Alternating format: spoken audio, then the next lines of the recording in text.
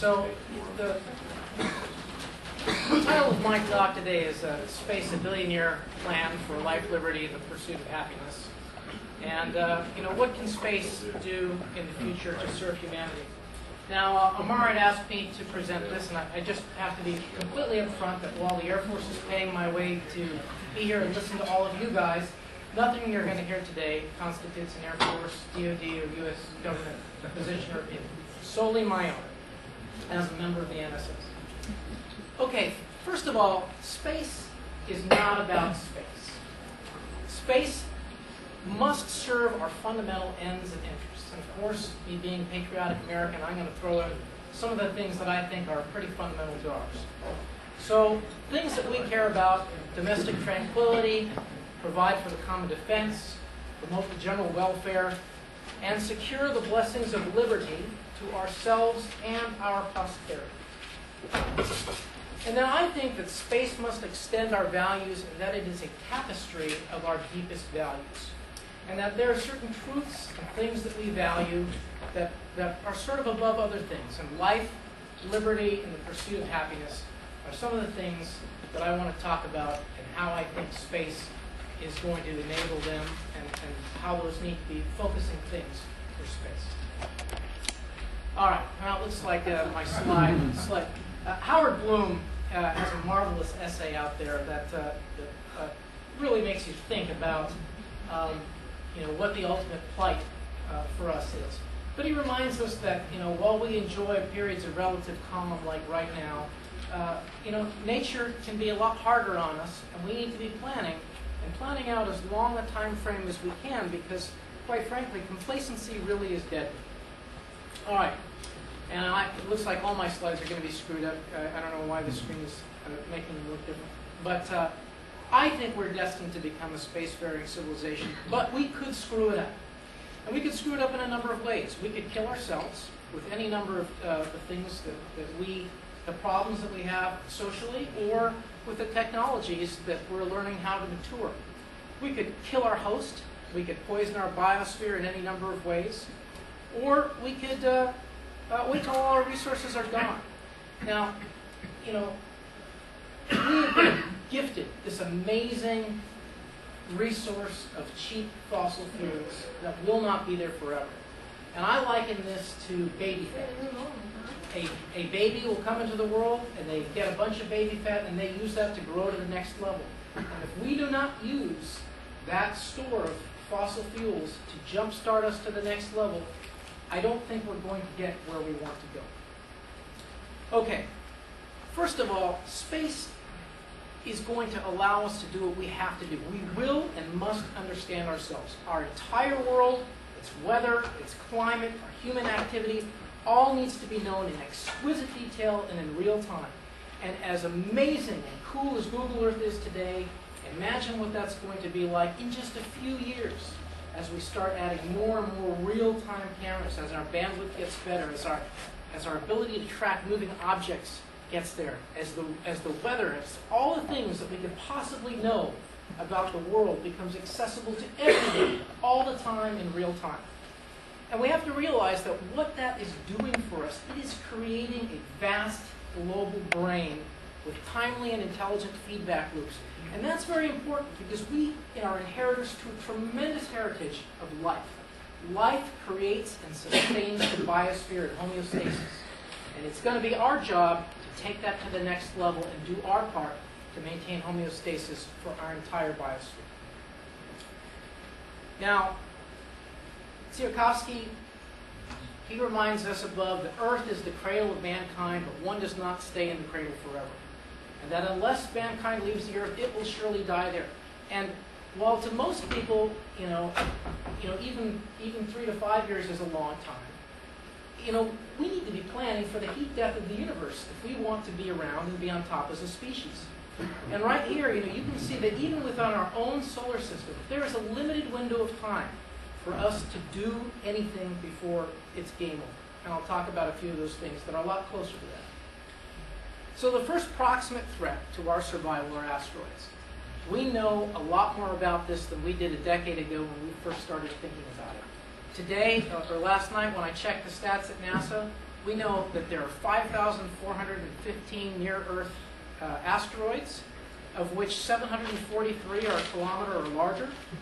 And of those, there are 953 that are known potentially hazardous, which means that they are, one, both above 150 meters and will come closer than 0.05 astronomical units, close enough for us to not be sure exactly what gravity is going to do. You can see up in the right just some of the many craters that we have mapped on the Earth, and that's happening more and more every day as we have increasing visibility. We know from other assets that we see what are called bolides every year, very significant explosions within our atmosphere. And I'm sure that you all think that your government is doing something about this, and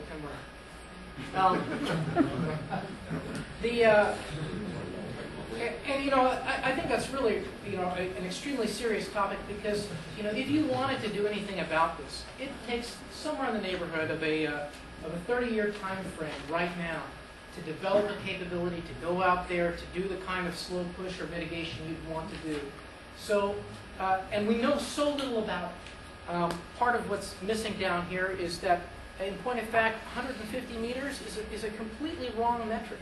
That we know now that asteroids as small as 30 meters can decimate the entire DC area. And there are hundreds of thousands of which we've discovered less than 1%. And we are not funding the kind of space situational awareness we would even need to know what the threat is. In fact, in 2004, we had an asteroid come inside the geostationary orbit. We've got another close pass in 2029, another close pass in 2034. So we've just got our heads in the sand on this. And that's the easy thing. The next harder problem is comets.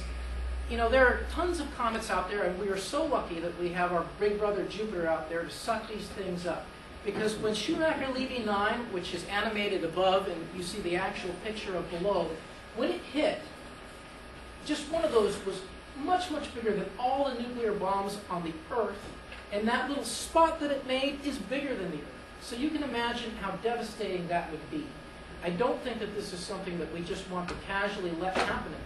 And there are perhaps 1 trillion possible comets out there in the Oort cloud. We know that in the Kuiper belt, there could be, we know of 1,000, and there could be 50 to 100,000. And again, we are not developing the kind of space situational awareness to know about this in any way, and certainly we're not developing the kind of deep space mitigation techniques that it would take to do anything about it. But the bright side is that we could. This is all within the doable. It's all something that would make sense to do. And unlike trying to stop a hurricane right now, this is something that is truly something that an engineer could start working on today, if there was an office and a bureaucracy that was responsible for it, which there's not. Then there's the problem that every once in a while our whole planetary system, as it moves through the Milky Way, is going to go through these cosmic dust clouds. And those things can do nasty things, strip off our atmosphere, cause all kinds of problems. And so, you know, it's worthwhile thinking ahead to how we proliferate life so that, you know, we are not a single point of failure. And apologies to Joel Barker, great quote here, that no one will thank you for taking care of the present if you neglected the future. Then there's this whole problem that we're just learning about now about supermassive black holes becoming active. So not too long ago, we discovered that there is an entire galaxy, its supermassive black hole in the center, went active and spews this giant, massive gamma ray burst and is just irradiating an entire galaxy next door. So, you know, these are even further out problems than the more proximate ones. But, you know, the quote from this is from the Presidential Commission on Space, that we should be thinking about using space to protect civilization and turn humanity from its traditional role as the hapless victim into one better able to control our destiny and fulfill our inheritance.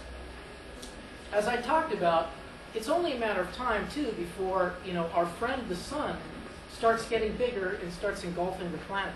And when it does, we need to be off, or we need to have found some other creative solution. Because while it will take, I think the article says, 7.6 billion years for the Earth to actually get vaporized by the sun, we've only got 1 billion left till the sun boils off the oceans and there's no more life on Earth. So we've got to be thinking about that. Then there's the problem, a smaller problem than that galactic supermassive black hole. It's the problem of these mysterious gamma ray bursts.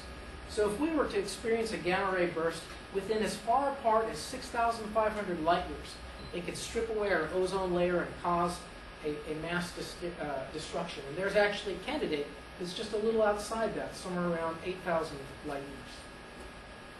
So I think that fundamentally, space offers us the chance for survival. It's about survival. We've got to start thinking about proliferating ourselves, our civilization, putting not everything in one basket, and certainly, the nearest term thing, protecting our home world so that we've got a chance to develop the technologies to get through. Now there's another way that we could tube it, and that's, as I said, if we use up all that baby fat, and we don't use it to get anywhere, it's over for us.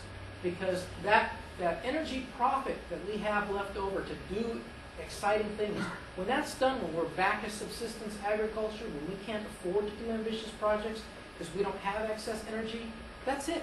And whether or not we stay around as a species, the next species, if there was ever going to be another intelligent species, they would never be able to climb out of the gravity well because we would have used up all the cheap hydrocarbons, we would have used up all the easy metals. That's it. So Earth's got one chance.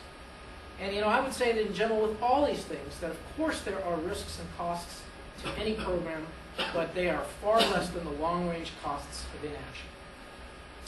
So with regard to energy, of course, where do you go? Well, you go to the biggest resource around, and one that you're not going to deplete by tapping it right away. So, I can't even read a number that big.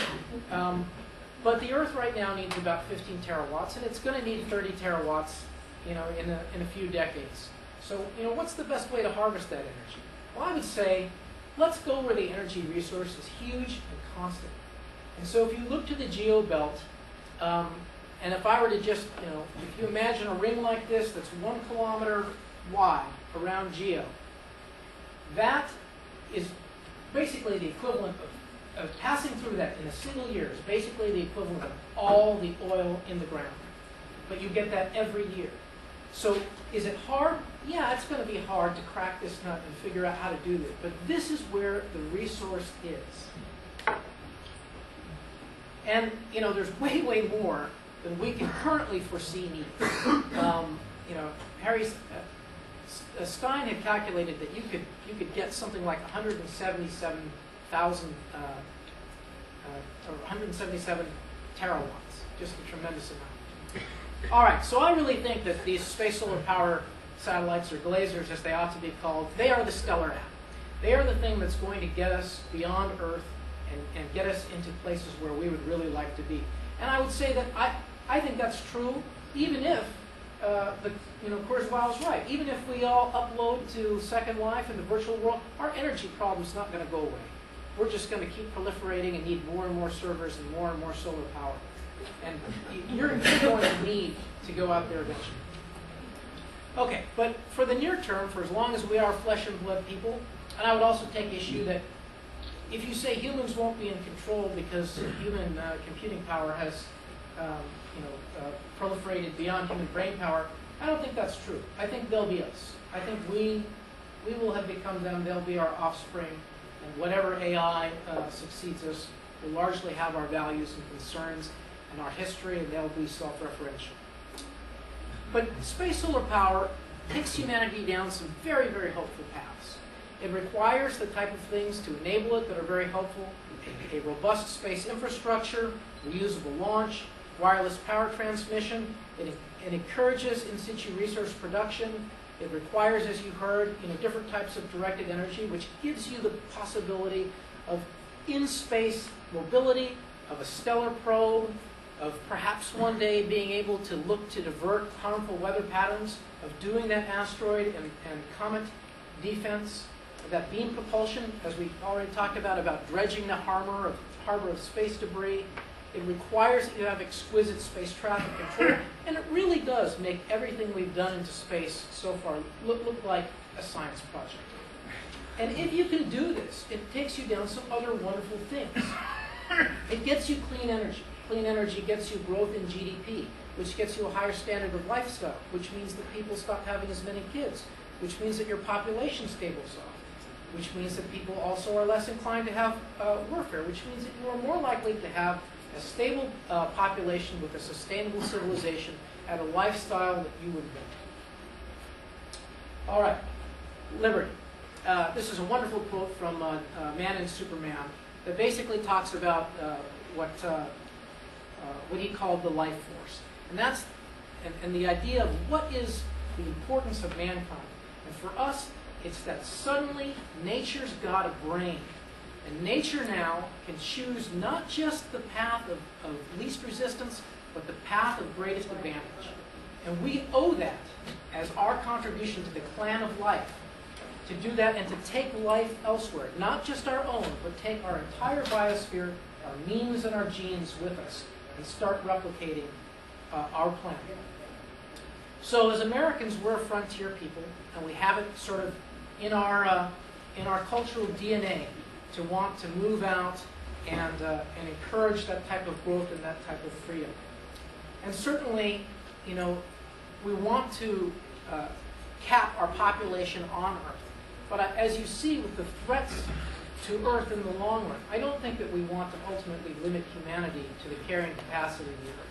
I think that we would really like to be able to proliferate ourselves, you know, throughout first the near solar system, then the far solar system, then hopefully one day another solar system, and then hopefully, you know, beyond that even more ambitious things. But we need to allow life that room to flourish. And you know, I many times encounter people that believe that mankind is fundamentally flawed in a way that we should never depart the Earth. And we should fix all of our problems. And you know, I have a very different take. I think most of that stuff that they think are flaws are features, that nature has selected us for both conflict and cooperation for a reason, because that's what adapted, and that's what's kept us alive. And unfortunately, you can't get the entire quote, but basically, you know, the idea is we don't necessarily need less of something. We need more of ourselves, more of our own experiences, more history, more stories. So, you know, the wonderful thing about even our near solar system is that, you know, my understanding is that when people have looked at the material there, is that if you were to continue to try to build human-like habitats, that there's enough surface area to really get a lot bigger, and the true limits of growth, if we get creative and get off planet, could be far in excess of the closed system if we just stay and look at on Earth. So, you know, while I'm kind of in the O'Neillian school of thinking that free-flying space colonies is the way to go, there's certainly no reason to waste a good Goldilocks zone. And you see here Venus, Earth, and Mars. Venus and Mars, as they actually look in the Earth, you know, as an idea of how it might look, dramatized. And of course, you see the barren moon. But wouldn't it be wonderful if we were improving our neighborhood and ended up looking like that, where you had two newly terraformed planets, a wonderfully homeostatically maintained climate, and many free-flying colonies, including a robust presence on the moon. All right, the pursuit of happiness, pursuit of wealth, pursuit of property. So I think that, you know, there are some signs that some of this may actually happen. There's just, you know, a chance for ever-increasing access. We got tons of people working on stuff. We got SpaceX and Planet Space and XCOR and Rocket Plane and Virgin Galactic and Lockheed and let's see, Blue Origin. We've got Armadillo Aerospace, and I don't even know how many else I'm not addressing. But many, many people are thinking about how we can start moving ourselves up and out. And now that will eventually be leveraged, because, you know, if we attack the hard technologies to get in and out of space, that will enable so many other applications. And, you know, I wonder if any of these guys are successful, how long before you may be able to have a competing architecture where you might be able to go to space in a commercial rocket with a commercial capsule and hook onto your own inflatable commercial CEV, and then get your own X-Prize commercial lander and land on the moon. And maybe, just maybe, we won't have to sell anyone on lunar resources. Maybe they'll happen on their own. But wealth. If we can get out there, obviously I've talked about the energy wealth, and I'll talk a little bit more about it. But the wealth out there is just unimaginable. I mean, really, it's everything else but here.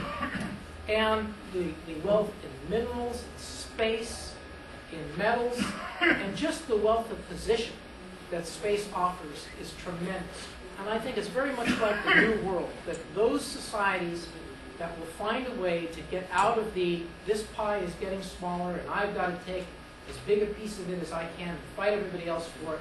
When they go look at the New World and figure new ways to make wealth, new ways to find their fortune, they will do good, just like the powers of the European powers that ventured out did well, and those that stayed home did comparatively less well. And if you look at this, of course, this is a wonderful slide from Ivan Becky that shows, what the potential launch market might be. And this is a logarithmic scale. But, space solar power dwarfs all other launch possible markets, period. So unless somebody discovers something really fantastic that's a long shot, this really looks like, to me, again, the stellar atom.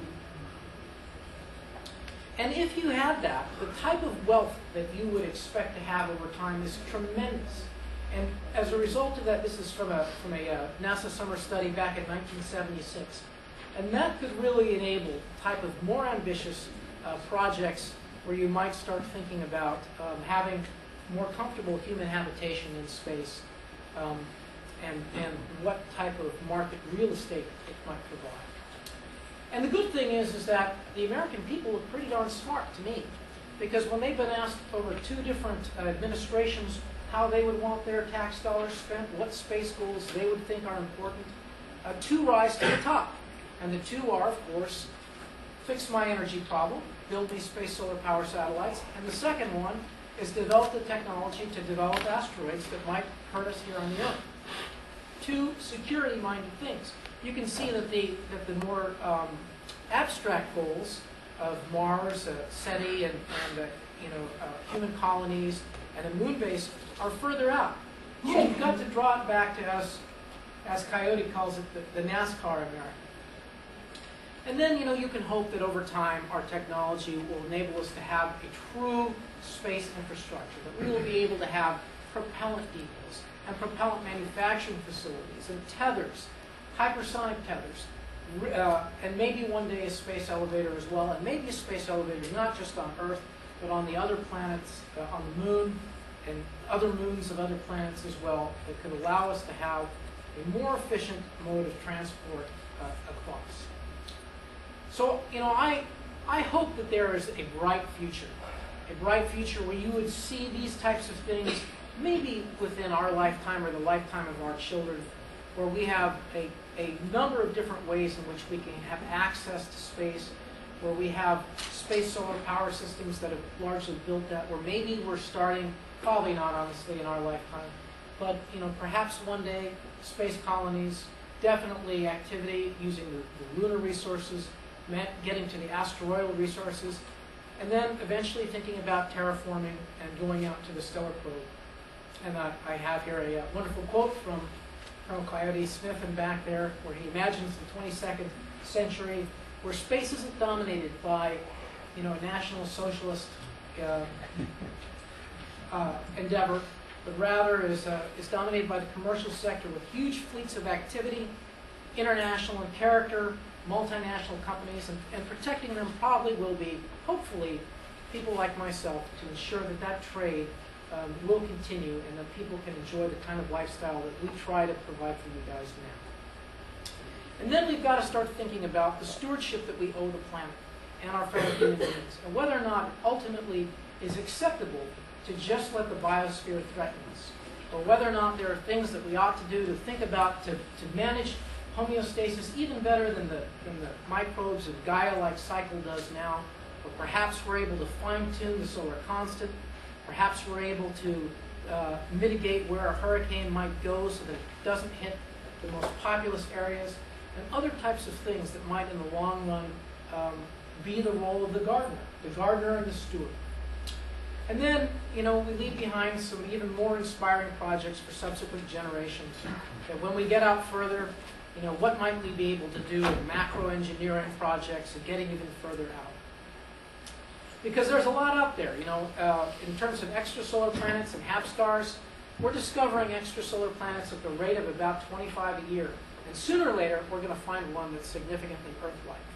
And the bottom was from Dr. Stephen Hawking, who had said that, you know, there are approximately 1,000 stars within 30 light years, and if only 1% of them have Earth type of worlds, we have 10 potentially new worlds. And by the way, right now, I think we know we have discovered somewhere in the neighborhood of 245 extrasolar planets. And, you know, then there's a whole galaxy beyond that that we can hope to continue. And again, I apologize for the quote, wonderful quote from Bruce Sterling from an excellent novel, Schismatrix, where he basically says that a successful species will burst forth into a joyous wave of daughter species. And I hope that that's true for us, that we will engender many successful species and subspecies that will hopefully continue to reach the very far part of that galaxy and maybe even another galaxy. And to learn about other stars and planets is to learn about our own. And so, you know, there are ideas now, nowhere near mature enough, but ideas for how we might one day get to looking at another star. And I hope that that'll be part of humanity's plan to go there. Humanity or whatever our progeny would be, whether they be digital nanites, as Ray Kurzweil suggests, or something else. Or if we're just a SimCity, you know, an interesting thing, I was thinking about this whole notion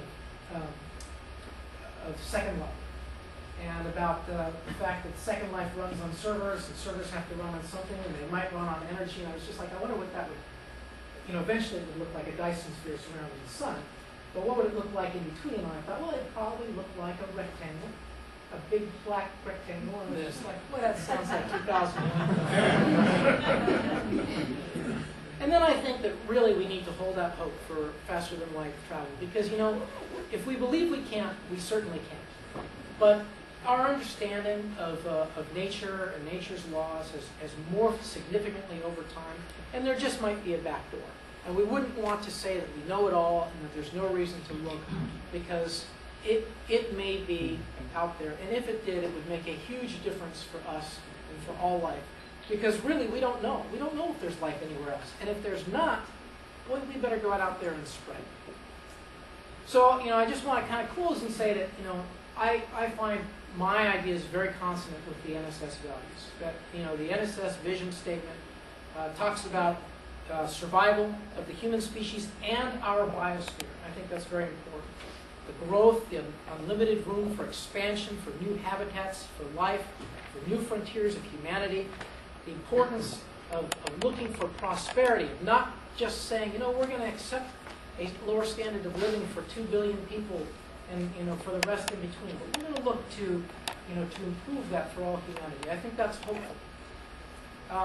That economic opportunity is good for humankind, and that we don't want a civilization that's so sustainable that it locks us into a caste system or a slavery system or something that doesn't allow for social mobility. I think that curiosity and the quest for knowledge is very important, because if we didn't have that, we wouldn't even know about these threats to us right now. If we had never funded the space program, we wouldn't know about the possibility of climate change. We wouldn't know about asteroids. We wouldn't know about comets. We wouldn't know about so many of the things that we need to start staying ahead of the game. And of course, you know, the principles of human rights, ethics, and pragmatism. I think that's important because it sets us apart from other people worried about the energy problem, who basically say, you know, the right answer is for there to be less people. And you know, that's a very dangerous idea and a step towards evil if you've already decided that you're on the program for less people. And you know, I think that the NSS is on the right direction, where they are looking at individual rights, unrestricted access to space, personal property rights. I think that's vital. I don't really believe that we will develop space if we maintain a position contrary to what has catapulted Western society into the prominence it has. If we take away that incentive, or if we allow continuing regimes to threaten that fundamental incentive, I think it's very unlikely that we will see the type of hopeful future that we would want. Of course, we want to see international cooperation. We'd like to see the spread of those democratic values of our memes and genes, the enhancement of Earth's ecology, and the protection of new environments as we go out. So what I would say to you is that anything worth doing in the future is worth doing in the present, and that the future is the result of decisions made in the present, and that the things I think we need a shared multi-generational vision. We need proper focus on that vision, where we are thinking about those killer apps that will take us to the next level, and that we need to properly organize, because we are not properly organized now. We have a legacy Cold War structure for a totally different national security problem, focused on exploration. We need something focused on development and exploitation, and we do not have that. And I think that fundamentally Gandhi at the bottom gives us, the advice. We need to be the change we wish to see. And lastly, as I step off, I just want to take a bow to the Titans that inspired me, that had the vision for a grander space vision, and for a human vision, one where we are not just writing off a significant portion of our fellow man, but rather trying to protect and encourage their growth. And that is it.